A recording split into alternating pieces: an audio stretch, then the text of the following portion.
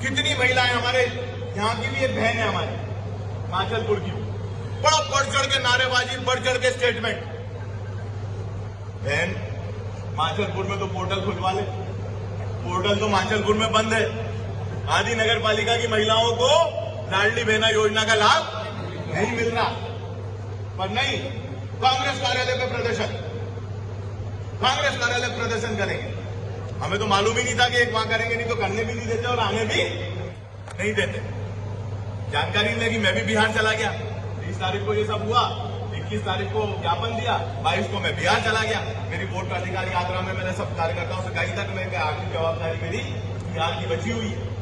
पर इतना प्रदर्शन, इतना डायलॉग बाजी अब हमें दिखाने की बारी आई है। 20 तारीख को हम एक प्रदर्शन रख रहे हैं साथ, और उसी के लिए आज की मीटिंग हमने मेन रूप से बुलाई। 20 तारीख को हमने 5 मुद्दे जिले के सब वरिष्ठ नेताओं को बिठा के छाटे। एक मुद्दा है फसल बीमा का, जो सही साठ रूप से नहीं मिला। एक दूसरा जो मामला है वो है पीला मोजा लगा हुआ है और आपका सोयाबीन की फसल में भारी बारिश से नुकसान। तीसरा मुद्दा है खाद की किल्लत। चौथा मुद्दा है लाडली बहना योजना का पोर्टल बंद होने का। अब हम सब कांग्रेसी हैं, हमारी नियत क्या थी? क्या नियत थी कि कर्जा माफ करेंगे, हमने घोषणा करी थी। पहले साल में हमने 50,000 का कर्जा माफ किया। भाजपा ने क्या कहा कि एक भी आदमी का कर्जा माफ नहीं हुआ। यही कहते हैं ना कमलनाथ जी ने।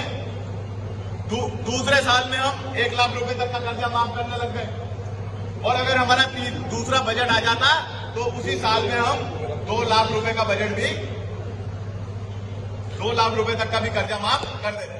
पर इनने हमारी सरकार गिराई, करोड़ों रुपए लगाए, क्योंकि इनको मालूम था किसानों का कर्जा माफ हो गया तो भाजपा साफ हो जाएगी मध्य प्रदेश। राहुल गांधी जी ने शब्द पकड़ के ये बात कर रहे हैं। राहुल गांधी जी ने कहा था कि अगर 10 दिन में योजना लागू नहीं हुई तो मैं मुख्यमंत्री बदल दूंगा। 17 तारीख को कमलनाथ जी ने शपथ ली दिसंबर की 2018 में, और 25 तारीख को मंत्रिमंडल ने फैसला कर दिया कि 2 लाख रुपए तक का कर्जा माफ होगा। ये भाजपा कहते हैं कि नहीं कहते? और अब क्या हो रहा है? शिवराज सिंह को नाच कूद के कह गए कि 3,000 रुपए देगा मामा तुम्हारा, 3,000 रुपए देगा मामा तुम्हारा, और मोहन यादव 3,000 रुपए की बात आज तक नहीं करी, और ये हमें बदनाम करते हैं। ये इन पे लागू होता है। तुम क्या चुनाव के 6 महीने पहले दोगे 3,000 रुपए? देने तो आज से देना शुरू करो। बहनों ने सरकार बनाई तुम्हारी और तुमने बहनों को ठगा। भाई ठगों को जवाब कौन देगा? कांग्रेस ही जवाब देगा, और हमें निकल के जवाब देना पड़ेगा। मेरा निवेदन है, निकल के। अगर हम चुपचाप बैठे और पान की दुकान पे बात कर रहे हैं तो नहीं, मैसेज जाए पूरे मध्य प्रदेश में। राजगढ़ से मैसेज जाना चाहिए कि महिलाएं चिल्ला के कह रही हैं, बहनें चिल्ला के कह रही हैं कि पोर्टल खोल। बता मोहन सरकार कहां गए मेरे 3,000? ये नारा हमें गुंजवाना है, क्योंकि ये धोखा है हमारी बहनों के साथ। कौन देगा? कौन राशि देगा? आपने ठगा है, आपने धोखा दिया है, आपने झूठ बोला है। ये जनता के बीच में हमें उजागर करना होगा साहब, और ये सच है। हमारा सच इनने झूठ बनाया, और इनके झूठ को हम झूठ को कम से कम साबित करें कि हमारा लक्ष्य होना चाहिए। निराश्रित गौवंश की क्या परिस्थिति है? 5वां मुद्दा बताओ तो मुझे। निराश्रित गौवंश में एक गौशाला हमारी सरकार गिरने के बाद बनी हो, 15 महीने में 40 गौशाला बनी है। बनी कि नहीं बनी? और जैसी सरकार गिर गई एक भी गौशाला नहीं बनी। गौशाला संचालित होना बंद हो गई। एक गौशाला में तो सरपंच की भैंसें बंधी थी, भाजपा का नेता है वो। भैंसें गौशाला के अंदर बंधी हुई, और कलेक्टर साहब चुपचाप। अब कलेक्टर साहब ने अभी रिपोर्ट जारी करी। मैं किसी का आरोप नहीं लगा रहा, मैंने तो लिस्ट देखी। मुझे बताइए कि मुख्यमंत्री तीर्थ दर्शन यात्रा गरीब लोगों के लिए बनी। बेशक मैंने जांच करी, मेरे से एक ने कहा कि उसमें माननीय विधायक जी की पत्नी ज्योत्सना दांगी जी का नाम भी लिखा हुआ है, हजारीलाल दांगी। दूसरे नाम पे लिखा है सरदार भाई श्री हजारीलाल दांगी, निवासी काशी के। एक का लिखा है निवासी जीरापुर। बहुत बढ़िया। मैंने पूछा कि क्या ये महिलाएं जा सकती हैं? उन्होंने बोला साहब आयकर दाता का नियम है, आयकर दाता, हाँ, आयकर दाता नहीं होना चाहिए। हो सकता है सरदार भाई जी क्योंकि वो आयकर दाता ना हो, मान सकता हूं। ज्योत्सना जी पहले शासकीय सेवा में थी, हो सकता है वो भी, उनकी पेंशन अगर 12 लाख से कम आ रही हो तो वो भी आयकर दाता की श्रेणी में नहीं आती।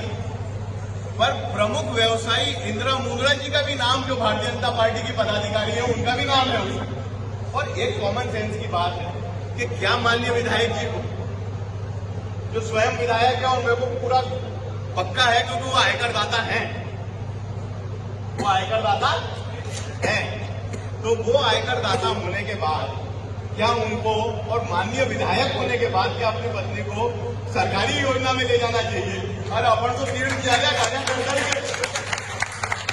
ये अपना जमीर देता है क्या? ये गवाह देता है क्या हमारे? पर ठीक है, उनने चेंज किया, वो लिस्ट मेरे पास व्हाट्सएप पे आई, मैंने देखा उस लिस्ट। मैंने बोला इसका भी मुद्दा उठाएंगे जब मौका आएगा। पर बढ़िया अजीब सी बात, मैं किसी की आलोचना नहीं कर रहा, मैं बात कह रहा हूं कि क्या ये शोभा देता है? विचार जनता को करना है कि क्या ये शोभा देता है। और यही बात हम आप लोगों के बीच में सब लोग मिलकर करना चाहिए। आज भ्रष्टाचार चरम सीमा पर है कि नहीं है, ये बात हटाओ। अब जैसे ही गौ माता की बात आती है, भाजपा ये बोलती है, चुप्पी सी जाती है, ये कहते हैं गौ माता की जय, गौ माता की जय। अरे हाँ ठीक है, तो उनके संरक्षण के लिए क्या?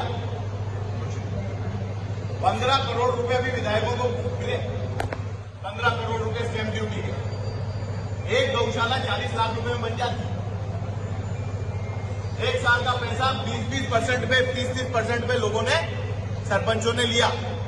ये पब्लिक डोमेन में बात, कोई प्रूफ देने की आवश्यकता नहीं, सब जानते हैं, आम जनता जानती है बात।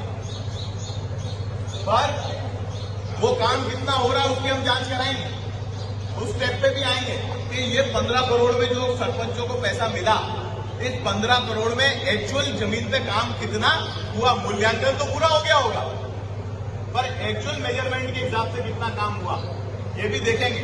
अगर ये प्रूफ मांगेंगे तो हम ये देखेंगे।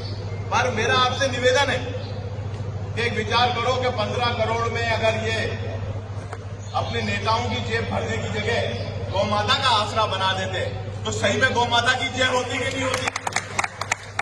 तो ये विषय ऐसा था, इन विषयों के ऊपर हम घेराव कर रहे हैं। हमारे प्रदेश के जो मुखिया हैं जीतू पटवारी जी, वो इसमें आएंगे।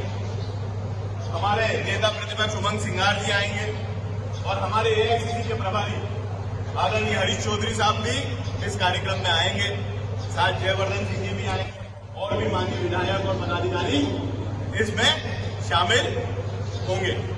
मेरा ये निवेदन है कि जवाबदारी हमारी बनती है। अगर आपने लाडली बहना का मामला उठा दिया आज, मैं कांग्रेस पार्टी के कार्यकर्ताओं से निवेदन करता हूं हाथ जोड़ के कि ये मुद्दा अगर ढंग से उठ गया तो जो आपको जो इनने जलील किया है किसान का माफी पे, उसका मुंहतोड़ जवाब देने में आप लोग कामयाब आपके हाथ में। मैंने लागत देखी, हमारे जितने भी पंचायत स्तर पर काम करने वाले कार्यकर्ता हैं, कुछ सरपंच वर्तमान में भी है, कुछ हारे भी हैं, कुछ जीते भी हैं, जो हमारी ऐसी बहनों को आइडेंटिफाई कर सकते हैं जिन्हें इस योजना से वंचित रखा गया।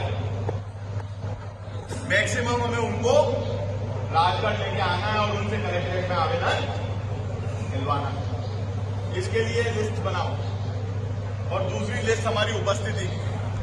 और मैं निवेदन कर रहा हूं, कोई भी हो कृपया अकेला ना आए।